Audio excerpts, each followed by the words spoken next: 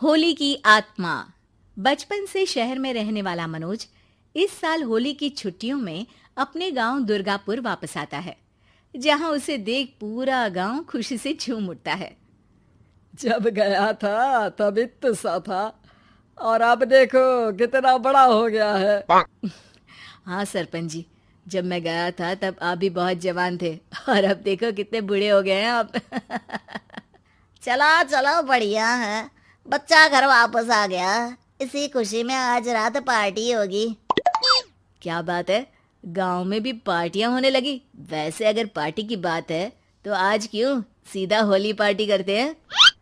Holi party की बात सुन चहल पहल में अचानक सन्नाटा छा जाता है, जिसे देख मनोज को कुछ अजीब लगता है। लेकिन तभी सरपंच बात पलट देता है।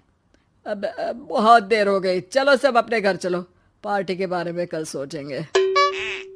मनोज भी मम्मी पापा के साथ घर आ जाता है, पर होली पार्टी और उस पर पूरे गांव की खामोशी वाली बात अभी तक उसके जहन से निकलती नहीं। पापा, होली पार्टी की बात पर सब चुप क्यों हो गए थे? अरे होगी उनकी कोई अपनी बात। मुझे गांव की पंचायती थोड़ी पता है। थक गया हूँ, चलो सो जाते हैं, कल बात करते हैं। पापा की बात मानते हुए मनोज भी सोने चला जाता है। आज तो छुपा लिया, लेकिन हफ्ते बाद जब होली का दिन आएगा तब इसे कैसे रोकोगे? अगली सुबह सूरज के साथ ही मनोज भी गांव घूमने निकल जाता है, जिस पर रास्ते में उसे अपनी ही उम्र के कुछ लड़के भी मिलते हैं, जिनसे दोस्ती कर अब वो उनके साथ घूमने लगता है। इसी तरह कुछ दिन बीत जाते हैं और होली नजदीक आने लगती है।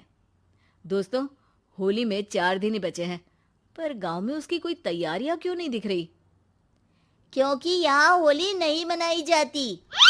अरे पर ऐसा क्यों? वो राजा भूषण। अरे तुम 4 दिन के लिए आए हो, क्या इतना सोच रहे हो? चलो कुछ खाने चलते हैं। इसी के साथ एक बार फिर होली की बात को टलते हुए देख मनोज को शक होने लगता है। वो घर पहुंचते ही इंटरनेट पर अपने गांव और राजा भूषण के बारे में जानकारी निकालने लगता है। क्या? मुझे आज तक ये नहीं पता था। ऐसा कैसे? किसी ने मुझे कुछ बताया क्यों नहीं? सारी जानकारी लेने के बाद मनोज गांव वालों या अपने मम्मी पापा से कुछ पूछे बिना खुद ही उसकी सच्चाई के बारे में छानबीन करने लगता है, जिसके चलते वो राजा भूषण की हवेली में पहुंचता है। वाह, क्या हवेली है यार। पर क्या यहाँ सच में कोई भूत है? हेलो भूत जी, कोई है क्या? हम इस साल गांव में होली सेलिब्रेट कर रहे हैं, क्या आप उस पर थोड़ा इंटरव्यू देंगे? मनोज के ऐसा बोलते ही गांव में तूफान उठ जाता है और हवेली में रखी सारी चीजें हिलने लगती है। एक अदृश्य शक्ति मनोज को धक्का देकर हवेली से बाहर निकाल दरवाजा बंद कर लेती है। ये सब देख मनोज हैरान रह जाता है। क्या अभी मुझे हवा ने धक्का देकर बाहर निकाल दिया? मेरे होते हुए इस गांव में कभी होली नहीं मन सकती, इसलिए दोबारा ऐसी कोशिश भी मत करना, अंजाम बुरा होगा। आवाज सुन मनोज हैरानी से इधर उधर देखने लगता है, पर उसे कोई दिखाई नहीं देता।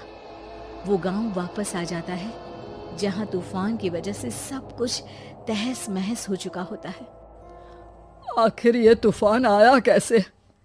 ना ऐसा कोई मौसम था और ना ही हमने होली का त्योहार मनाने की बात की थी। सरपंच की बात पर कोई रिएक्शन दिए बिना मनोज चुपचाप अपने घर चला जाता है। इस तरह देखते ही देखते होली का दिन भी आ जाता है और मनोज रंग लेकर गांव में निकल जाता है, लेकिन गांव पूरी तरह खाली होता है। अरे त्योहार का दिन है, धूमधाम की जगह मातम क्यों मनाया हुआ है? मनोज की आवाज सुन सब अपने घर की खिड़कियां खोल के घर के अंदर से ही उसे वापस जाने के लिए कहने लगते हैं, पर वो किसी की नहीं सुनता। तुझे पहले भी समझाया था, अगर होली खेलने की कोशिश भी की तो अच्छा नहीं होगा। अरे बात मान लो बेटा, तुम्हें सच नहीं पता। मुझे सब पता है। सालों पहले इस राजा ने एक अंधविश्वास फैलाया और आप लोग आज तक उसे मानते आ रहे हो। अरे बेटा, जब तुम पैदा भी नहीं हुए थे उससे भी बहुत पहले से इस गांव पर होली का श्राप है। अगर गांव में होली का त्योहार मनाया जाता है तो प्रलय आना पक्की बात होती है। राजा भूषण इस सब में नहीं मानते थे और त्योहार मनाने लगे, जिसके चलते होली वाले ही दिन पहले उनके बेटे की और फिर उनकी मृत्यु हो गई। तभी से गांव की रक्षा के लिए उनकी आत्मा उस हवेली में रह रही है। सबकी बातें सुन मनोज उलझन में पड़ जाता है। सोचना भी मत मनोज, अगर तुमने इस परंपरा को तोड़ने की कोशिश भी की तो उसका परिणाम इस गांव और गांव के लोगों के लिए अच्छा नहीं होगा। मुझे भी यकीन नहीं हो रहा कि आप लोग एक बेतुकी बात को मानकर सालों से रंगों के त्योहार को मातम की तरह मनाते आ रहे हो। मनोज किसी की कोई बात ना मानते हुए पूरे गांव में रंग बिखेर देता है, जिसके तुरंत बाद वहां तूफान के साथ बिजलियां गरजने लगती है।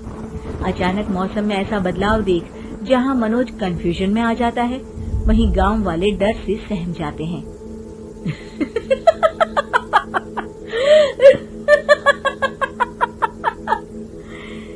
इस लड़के ने हमारे जैसे सिर्फ अपने स्वार्थ के लिए नहीं बल्कि पूरे गांव की खुशियों के लिए यहाँ होली मनाई है, जिस वजह से अब इस गांव पर होली का श्राप टूटता है। ऐसा बोलकर राजा का भूत वहां से गायब हो जाता है, जिसके बाद गांव के लोग धूमधाम से होली मनाते हैं। खुशियों के रंग गांव में बिखरे ही होते हैं कि अगली सुबह अचानक मनोज कहीं गायब हो जाता है और एक बार फिर गांव में होली का नया राज शुरू हो जाता है।